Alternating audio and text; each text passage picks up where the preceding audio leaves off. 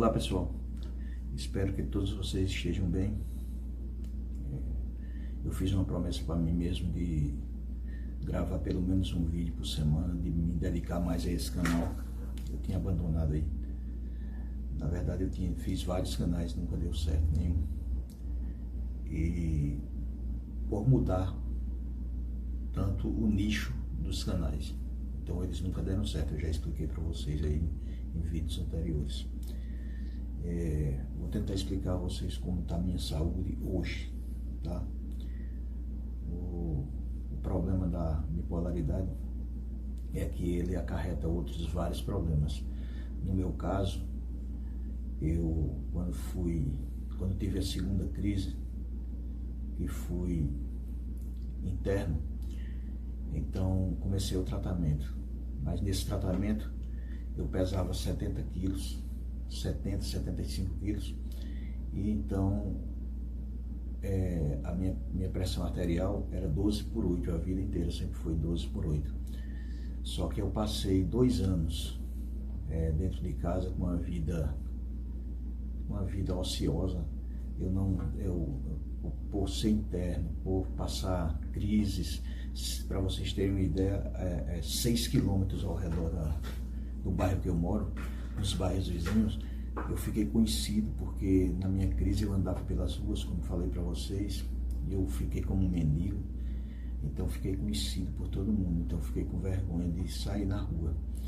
E passei 2 anos praticamente trancado dentro de casa, sem colocar a cabeça nem para fora, por conta dos vizinhos, por conta do que as pessoas iriam achar.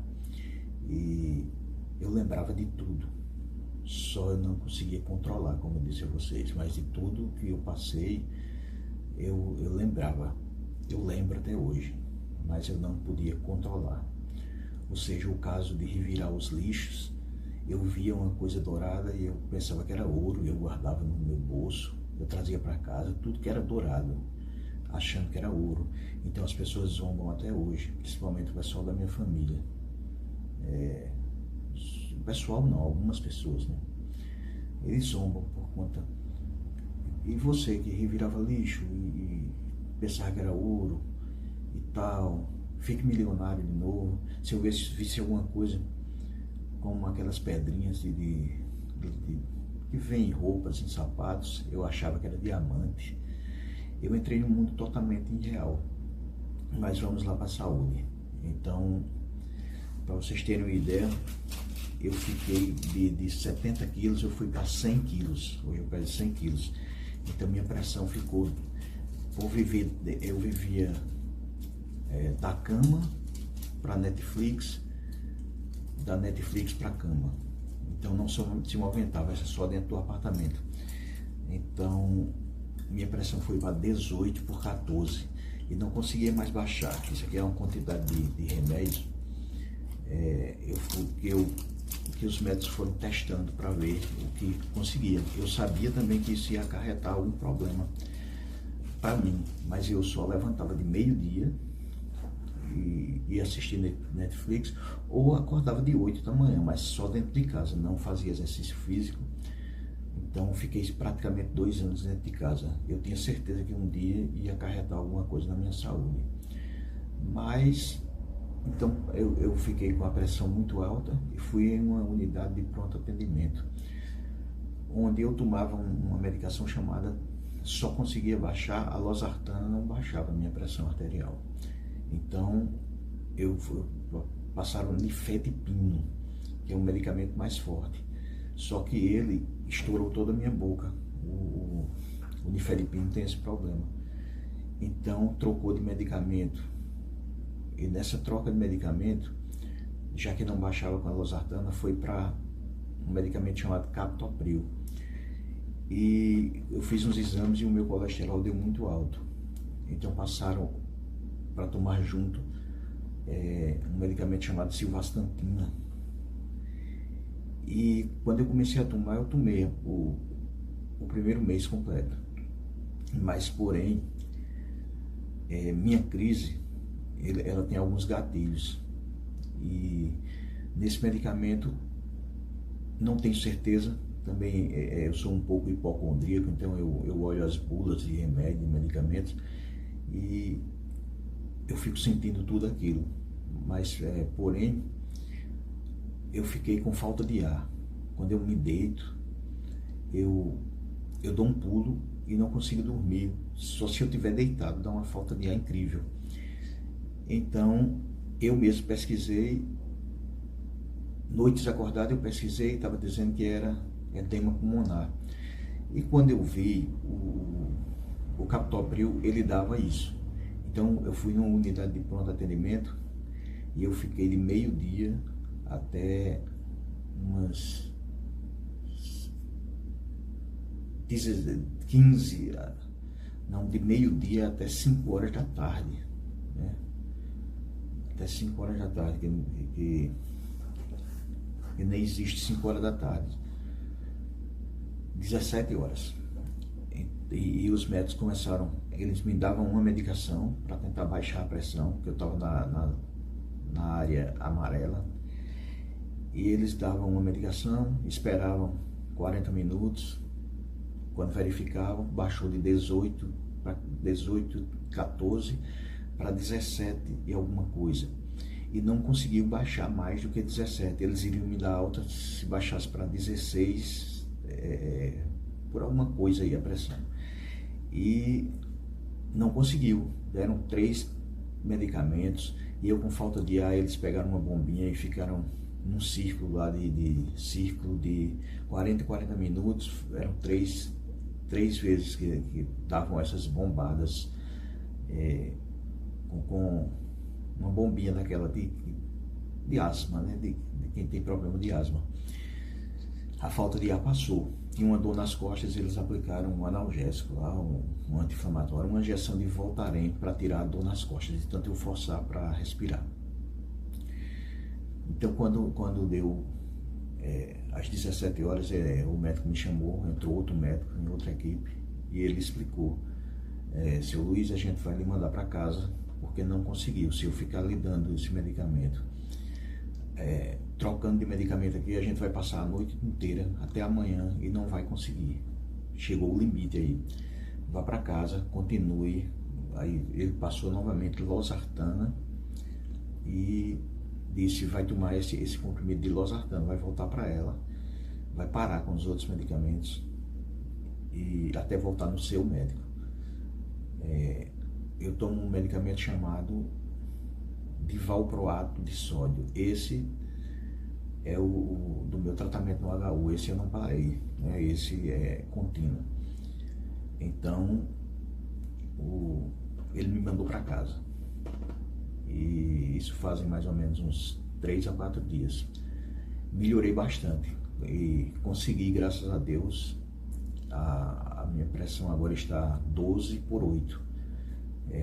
Tomando a medicação, mesmo sendo losartana, eu consegui baixar para 12/8, tomando no horário específico. Ele disse que eu tomasse de 7 da manhã e 7 à noite. Então, consegui estabilizar minha pressão, graças a Deus. Mas vamos lá agora para o problema que acarretou, essa vergonha que eu tive de sair de casa, de colocar a cabeça para fora. Se você tem esse problema, eu estou aqui para lhe dizer que você tem um amigo hoje. Pode contar comigo. Hoje eu saio, eu tenho uma moto, eu saio, eu vou na casa da minha irmã, eu vou começar a caminhar, que eu sempre faço uma promessa a ela de começar a caminhar com ela para baixar meu peso, e nunca vou, mas vou começar a caminhar. E se você quiser me ajudar de alguma maneira, se inscreve no canal aí, dá o teu joinha, que vai servir muito para mim, porque vai servir de incentivo. E eu estou aqui para conversar com vocês, tá? Quando tiver uma quantidade de inscritos que começar a interagir, aí talvez eu fique até mais satisfeito com o canal.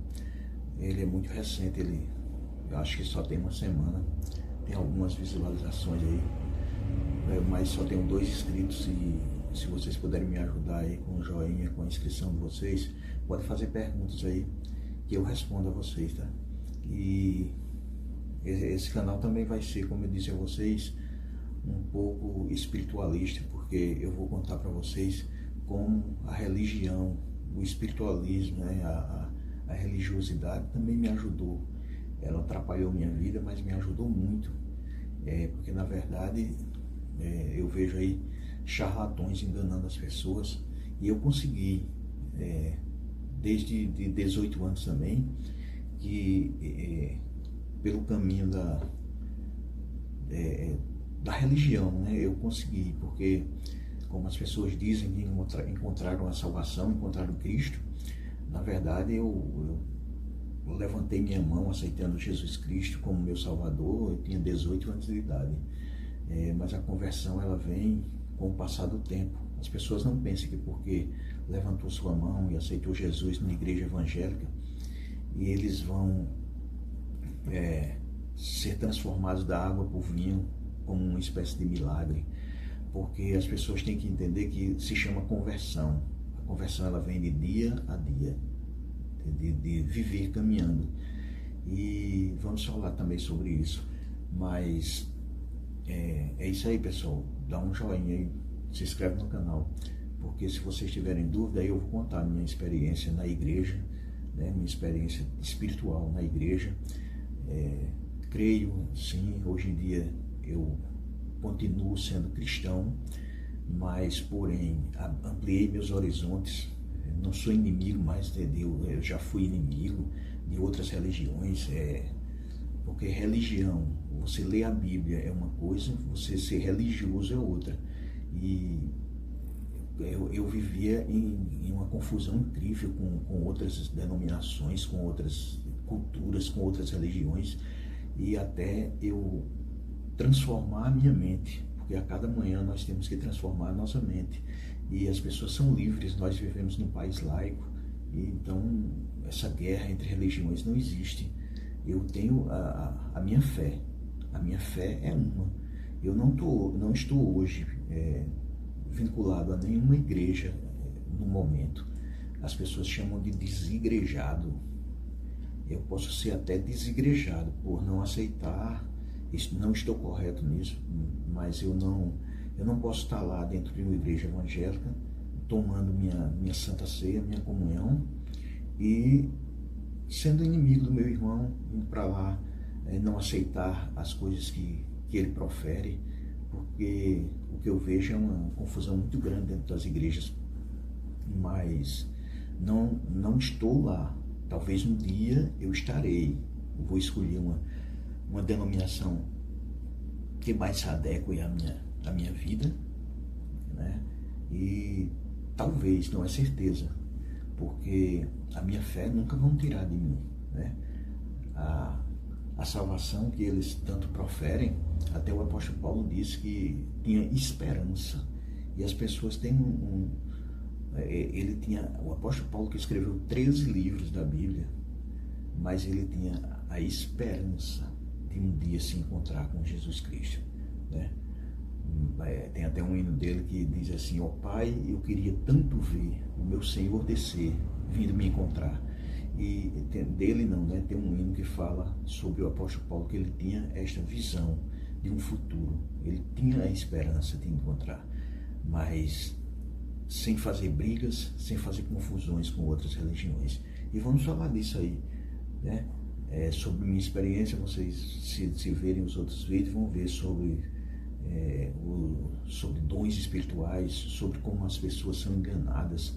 E esse canal é para isso, para você saber diferenciar. Hoje em dia eu sei diferenciar o que é espiritual e o que é coisa da minha cabeça, porque como eu tenho essa bipolaridade e não sabia, e você pode estar com esse problema e não saber. Aí a gente debatendo, a gente criando um vínculo através desse canal, você pode fazer perguntas e você vai tirar também minhas dúvidas, porque eu não estou aqui sendo dono da verdade. Eu estou aqui para ser ajudado mais do que ajudar vocês. Mas contar como eu sei hoje em dia, através da palavra de Deus, através de livros, tentar buscar uma solução também para o seu problema, para o meu problema, porque existe uma diferença de coisas espirituais e coisas físicas, né? De um problema que é patológico, que antes eu não sabia distinguir. Certas vezes nessas minhas caminhadas aí de andarilho, existe quando tiver alguns inscritos e vocês quiserem, eu até mostro a vocês, eu vou nesse lugar, existe uma árvore, que se chama Oliveira, e é num lugar é dentro de um bairro, mas é meio esquisito, e é um campo de futebol. Então eu durante a noite ou a madrugada, não sei o horário, que eu não tinha relógio nem celular para ver o horário, e eu encontrei um homem, e esse homem, ele estava tocando fogo, um monte de coisas, e eu coloquei na cabeça que esse homem era Melquisedeque. Na Bíblia tem a história de Melquisedeque, ele era o rei de Salém, de uma cidade chamada Salém. Melquisedeque não tinha início nem fim, e alguns teólogos dizem que ele era Cristo, né? E Salomão pagou dízimos a Melquisedeque. E eu passei horas conversando com esse mendigo, e na minha cabeça ele era Melquisedeque. E foi muito tempo de conversa. Quando estava clareando o dia, foi que eu me despedi dele. Ele estava tocando fogo em algum lixo, alguma coisa. E eu me despedi dele com a certeza que ele era Melquisedeque. E de repente, hoje eu sei diferenciar que aquele era apenas outro mendigo igual a mim. Aquele não era Melquisedeque.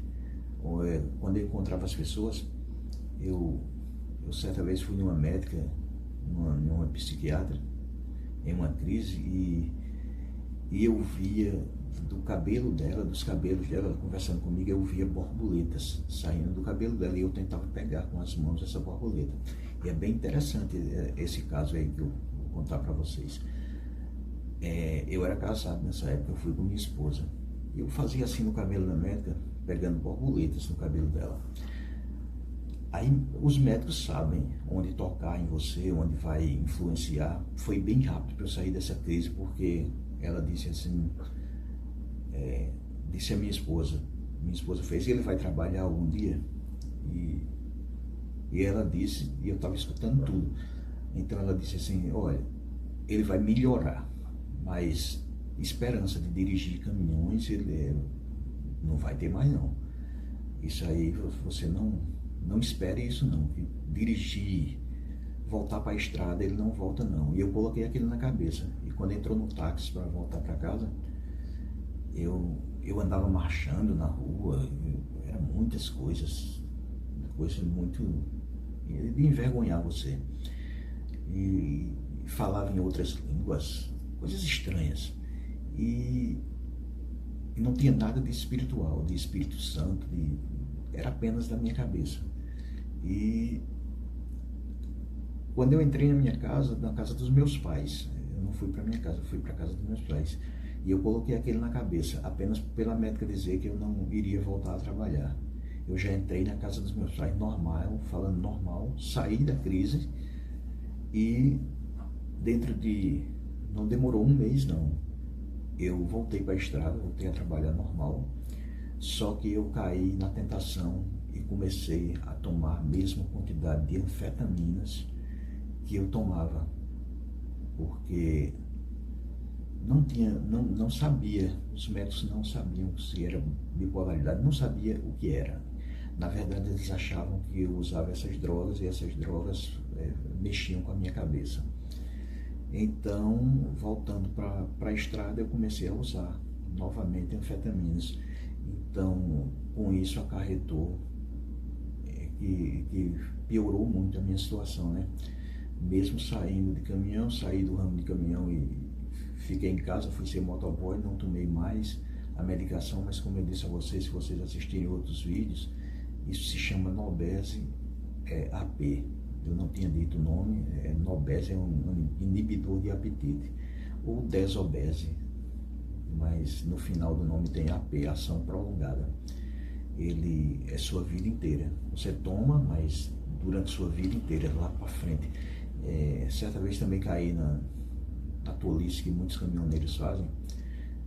Lá em Santa Catarina, tem tem uma coisa chamada micropontos de LSD.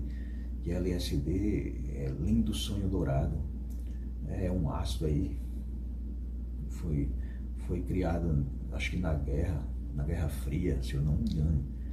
É lindo sonho dourado. E essas 3 letras significam.